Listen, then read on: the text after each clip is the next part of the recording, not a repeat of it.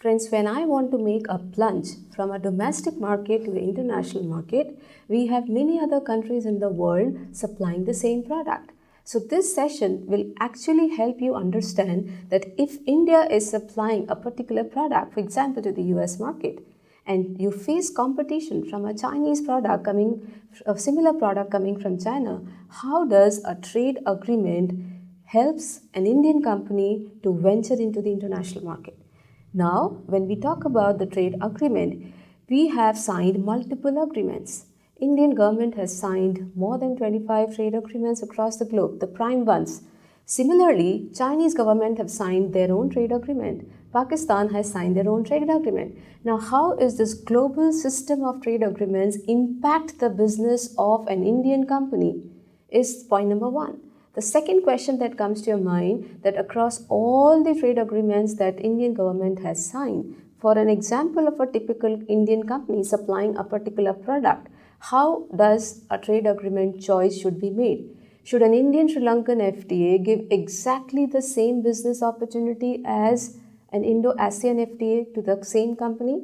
We look into multiple options which is applicable for an Indian company, how to choose the best FTA, how to evaluate an opportunity of an FTA, and how do you differentiate yourself in a similar FTA across similar Indian companies and avail best opportunities using the free trade agreements. Friends, taking the discussions forward on trade agreements, these are the following questions that any company who would like to export using a trade agreement would like to know. For example, you would like to know which are the existing trade agreements which are signed by India and what are the ones which are upcoming. Second, as a business firm, how do you gain from the trade agreements that are signed by India? Does all the trade agreement that India has signed gives you equal business opportunity irrespective of the products that you're dealing in?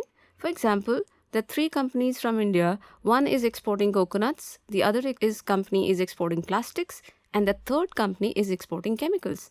Now, for one trade agreement that India has signed with Sri Lanka or ASEAN, does all the three companies have equal business advantage for their products? That is point number 3.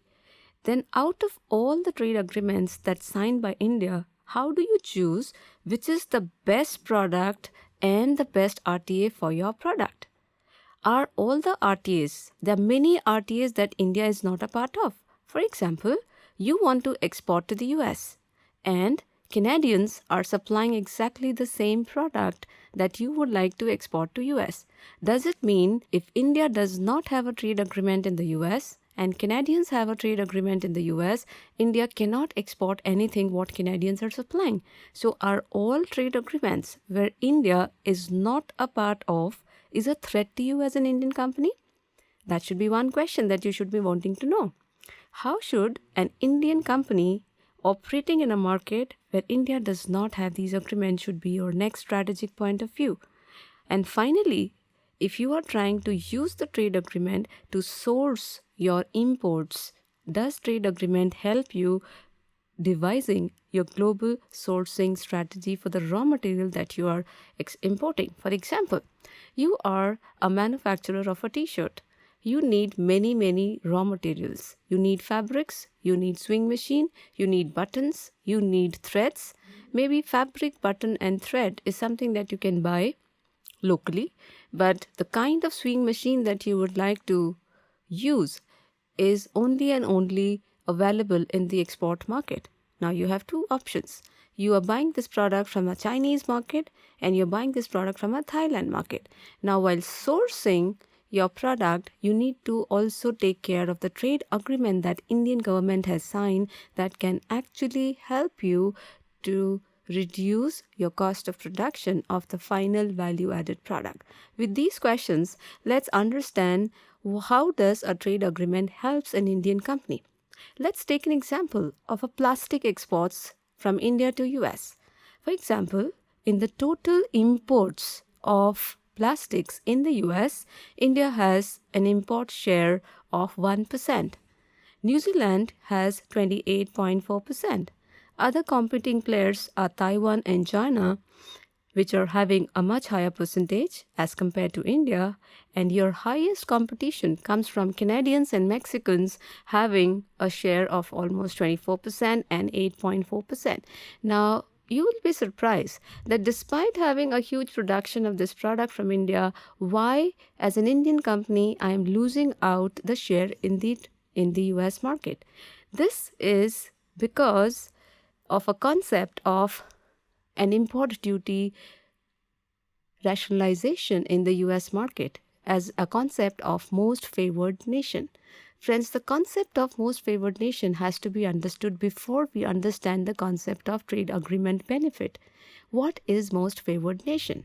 Friends, the concept of most favored nation says that if US is a buying country and is a WTO member country, US wants to buy plastics from India, from China, from New Zealand, Taiwan, Canadians, and Mexicans. Now, all these countries are the supplier countries to the US. As a buying country, which is a WTO member country, and as all the supplying countries as a WTO member countries, the law of the game of WTO means US as an importing country has to offer exactly the same import duty to the similar 6-digit HS code coming from all the other supplying countries. That would mean that if Indian plastics are entering into the US at 25% of import duty, so will the product from China will enter exactly at the same duty. Now, why do you think New Zealand and Taiwanese are entering at less than 25%? New Zealand may be entering at 5% and Taiwan may be entering at 2.5%.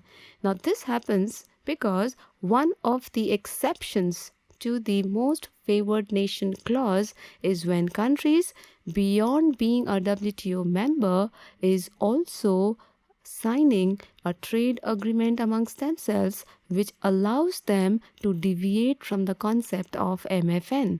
Meaning, if the buying country is a WTO member country and supplying country is also a WTO member country, but the two countries have, beyond being a WTO member country, they also have signed a trade agreement amongst themselves, which allows them to enter at a relaxed duty rate and can deviate from the MFN clause.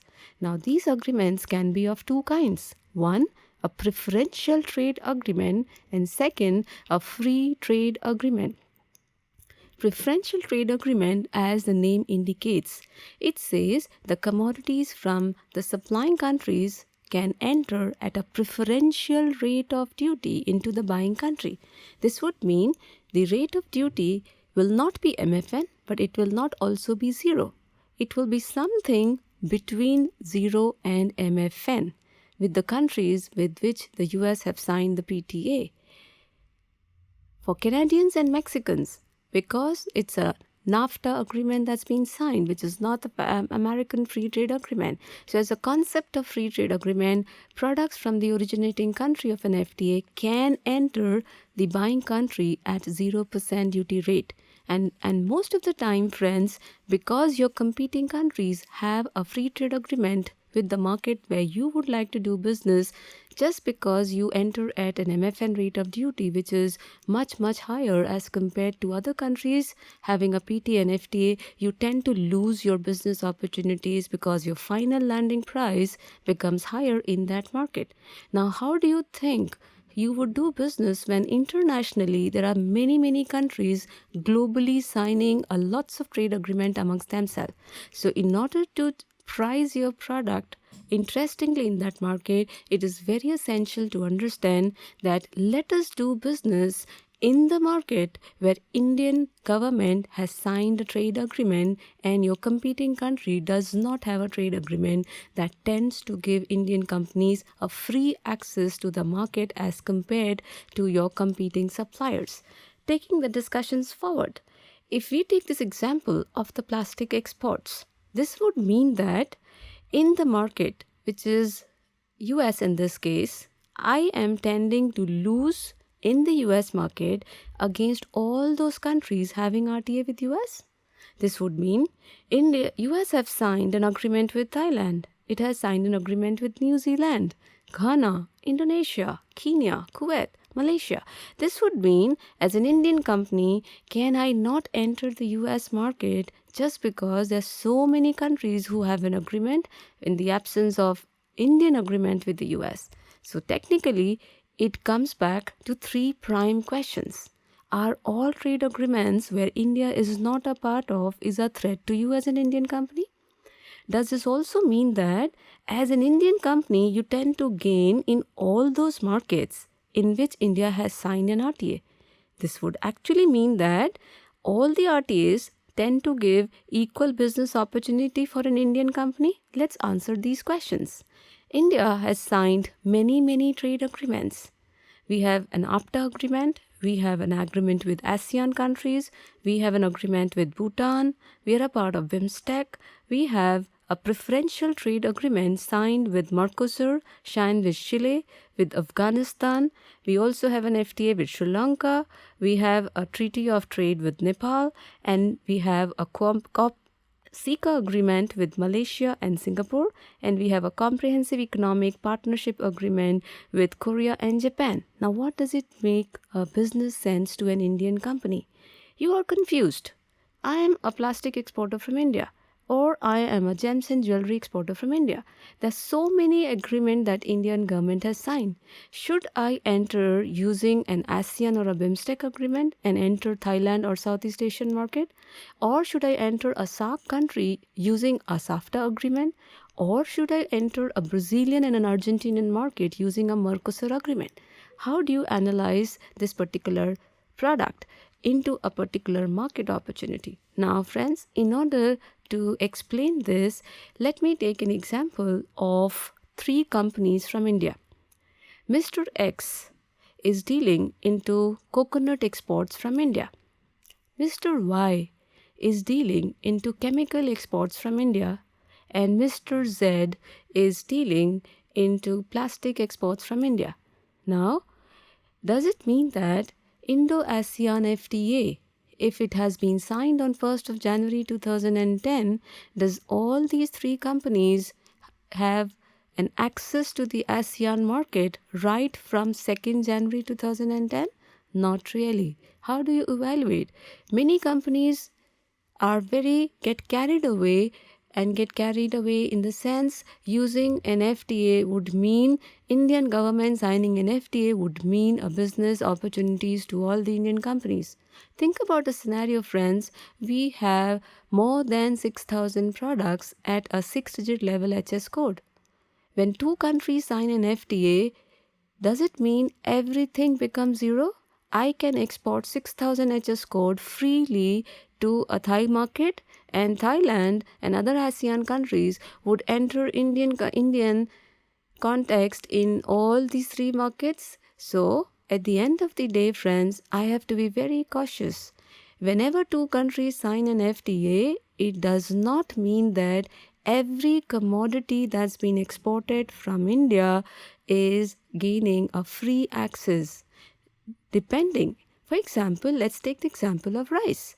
When India signed an agreement with ASEAN, India wants to export basmati rice to ASEAN. But all the ASEAN countries are equipped themselves in the rice exports. Malaysia, Indonesia has its own rice. Laos, Cambodia has its own rice. Vietnam has its own rice, and so do Thailand. So why will they be interested to reduce the import duty from MFN to zero and encourage basmati rice exports from India? Similarly, why should an Indian government reduce the MFN rate of duty on rice to zero and encourage the imports from 10 ASEAN countries? My domestic rice companies will run out of business. Now, that is the reason, friends, when two countries sign a free trade agreement, all the products does not become zero. So as an Indian company, you have to be very cautious about understanding the status of your product. And when I say status of your product, we technically discuss a typical 6-digit HS code. Negotiations of trade agreement happen at a 6-digit HS code. So for a particular 6-digit HS code, what is the status that is being offered into that market as an access? Now, the status can be of three kinds. In every FTA, friends, there are certain products that are not a part of that FTA. This is known as a closed list, negative list, or excluded list. This means that if Mr. X from India was exporting coconuts to Malaysia, Malaysia has its own coconut. So the Malaysian government would say to Indian government, I would be happy to reduce the import duty on other products. But since I produce my own coconuts, I am not interested to invite the imports from Indian coconuts. And therefore, I am agreeing to sign an agreement with you. But I will not be interested in signing and reducing the import duty on coconuts. There may be many other similar products that the two countries may be very good at. Such products are known as negative category products. So Mr. X in Indo-Malaysia trade agreement technically does not find any business advantage when the trade agreement has been signed because his HS code of coconuts have been placed by Malaysian government as a negative category product. So, does it mean Mr. X cannot export his coconuts to Malaysia anymore? Not really. Please understand, there is a difference between negative category and prohibited category. The Malaysians have never said, I am not going to buy this product from India. The negative category only indicates I'm ready to buy this product from India, but if Indian company Mr. X is still ready to supply this HS code at an MFN rate of duty, I am not going to offer a trade benefit as a reduction in duty on this product which are in the negative category. So Mr. X has to take a call whether he still wants to do business with Malaysia or at an MFN rate of duty, or look into some other agreement where the same coconuts may be in the open category. That brings us to the next status of the product.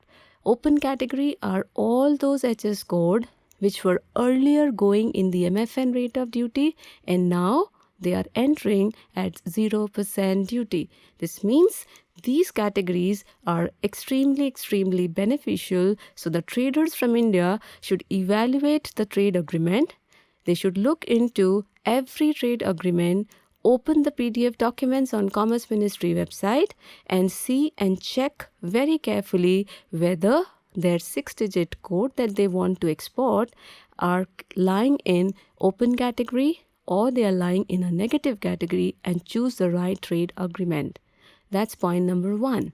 The next step is to understand the concept of sensitive product. For example, let's take another example beyond coconuts as rice. Now, in case of rice, Indian basmati rice companies would like to explore the Southeast Asian markets.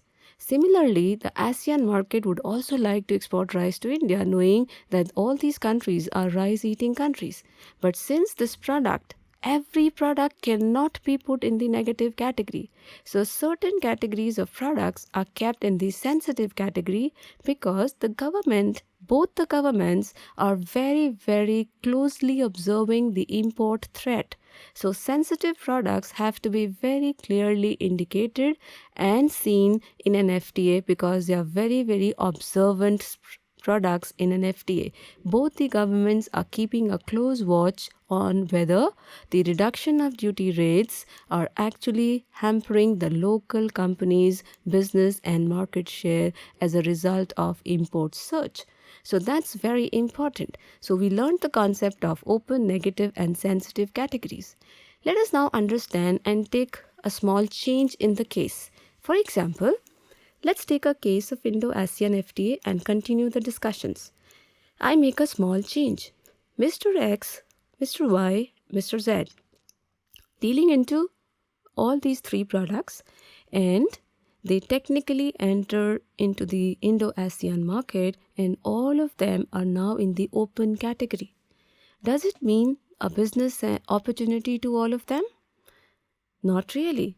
It does mean that an open category product is a good news for all of them because the ASEAN government will indicate that until yesterday you were entering at an MFN rate of duty. Now we can enter at 0% duty rate. But the next thing that Indian companies have to take into consideration is the time period of the concession. This means that maybe Mr. X product is in the open category, but along with the open, when he takes his product to the customs of ASEAN, the ASEAN government would say, please enter at MFN. An Indian company would be surprised that why should I enter at the MFN rate of duty when the ASEAN government has kept an Indian product into an open category. This would mean there are certain time period of concession. The ASEAN government would say, yes, we have given you a status of open, but we also have to read between the lines, when is this 0% applicable? Is it today or tomorrow or 6 months down the line or maybe 1 year down the line or maybe 8 years down the line? So therefore, Indian companies, beyond just being happy about the fact that their products have been placed in the open category, they also have to see the time period of concession. For example, in Indo-Korea Trade Agreement, which is Comprehensive Economic Partnership Trade Agreement, where Indian products have been categorized as open, negative and sensitive. Along with the open, it has also indicated that the products are in open E0 category, or they are open E5 category or open E8 category. What does it mean? For an Indian company, it means that if my product is placed in open E0 category and the trade agreement with Korea has also been signed on 1st of January 2010, it would technically mean, friends, the opportunity for this product starts on day 0. So, immediate effect is what E0 open category brings to an Indian company. However, if it is E5, it means that 5 years after signing the agreement, will the import duty on Indian products in Korea would become 0. That would mean it is 2010 plus 5, 2015 is the time when 0% duty will be applicable. If it is E8, 8 years after signing the agreement, so 2018 will be the year when these products will enjoy a 0% duty access in the Korean market. So friends, it is very, very important for us to understand whether my product is in open category. It's a good news. But then when will this good news start is the time period of concession, right? And every agreement has its own nomenclature. Like for example, in Japan, we talk about B7, B11. In case of Indo-Sri Lanka, we have normal track 1, normal track 2. In case of Thailand, we have early harvest scheme. So we have to be very particular about just not being an open category, but also about how to enter these market at the time of concession. Then comes the next concept as rules of origin. What does it mean? Rules of origin means that, friends, for example, Indian companies want to target the ASEAN market. I want to do business of ready-made garments to Vietnam. In order to manufacture a ready-made garment, I need to import sewing machines.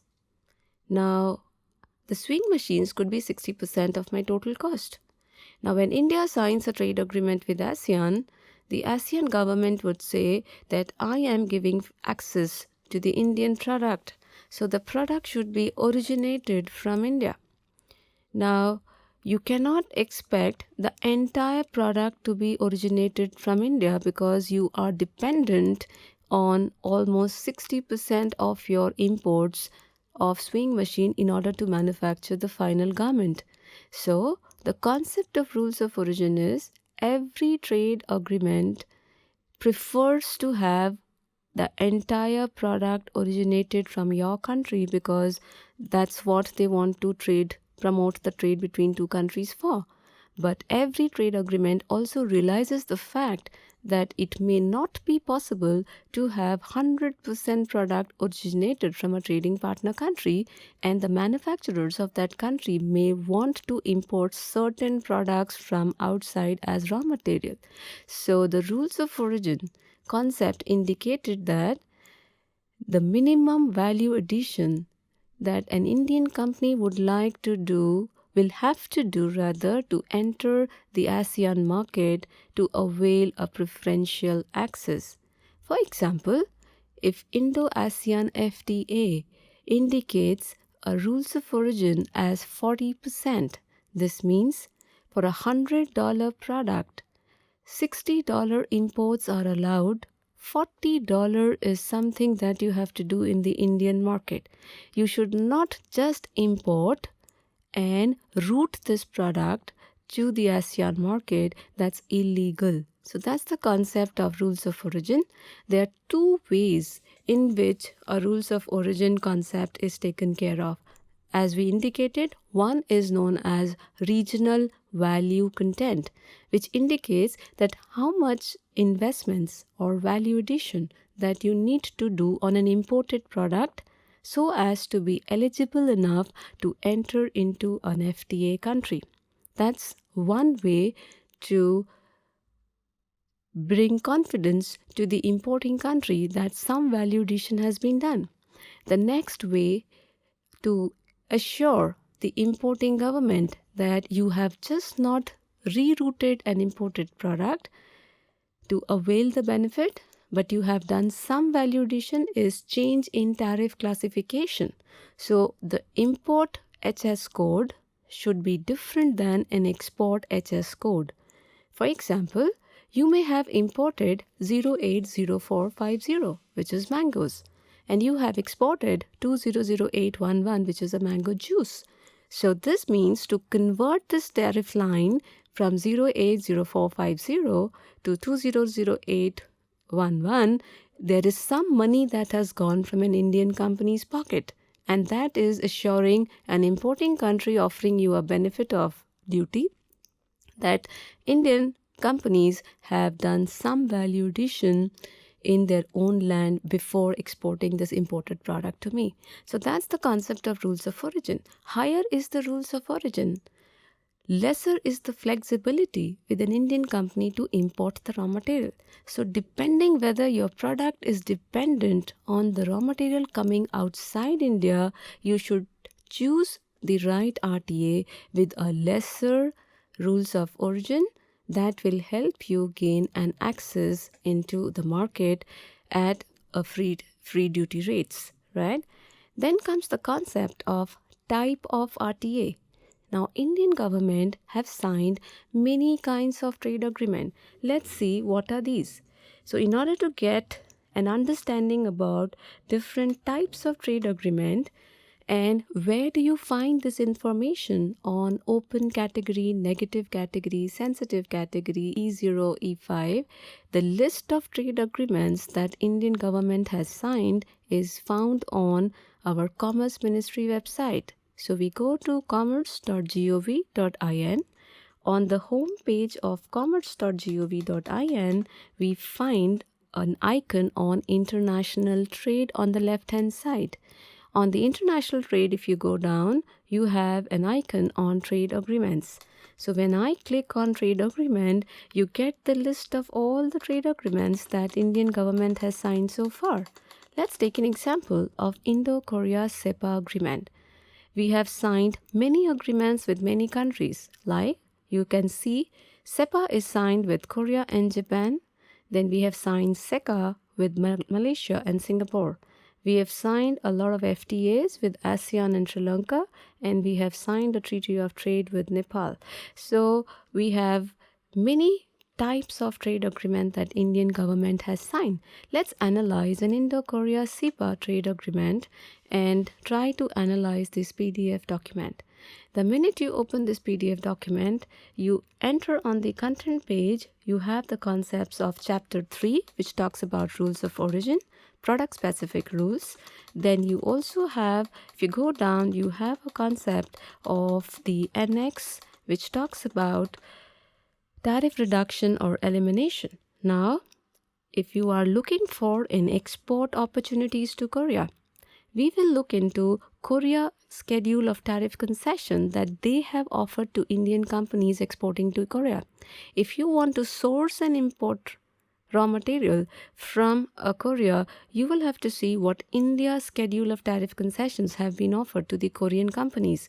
So when you go down, you will find every 6-digit code have been discussed in a trade agreement and what is the status of that product in this PDF document. So while taking a call of an export opportunity and also an import sourcing opportunity, it is very important for an Indian company to understand these perspective of realizing the exact status of the product, the time period of the concessions when it is starting, to take a call of the right time of entry into the market, and also the rules of origin clause.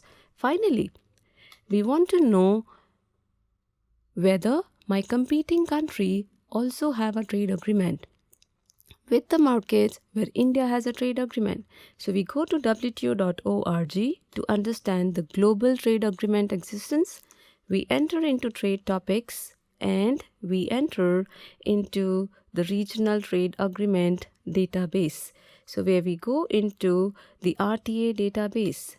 So when I click on RTA database, you can also directly access this trade agreement at RTA information system .wto.org. So this is rtais.wto.org. When I enter on the RTA information system, I have options by country or territory. Because I want to understand whether my competing country has a trade agreement with the market that I want to export, I click on by country, by territory, and then I click on goods because I am an HS code supplier, and I submit. When I submit, I get the entire list of the map, so I can select a country. For example, I want to export to Thailand and my competing country is Canadians. Now I need to check if I have a preferential access for my product to Thailand. Is Canada also having a preferential access? It's very simple. I click on a country and I select as a country Thailand.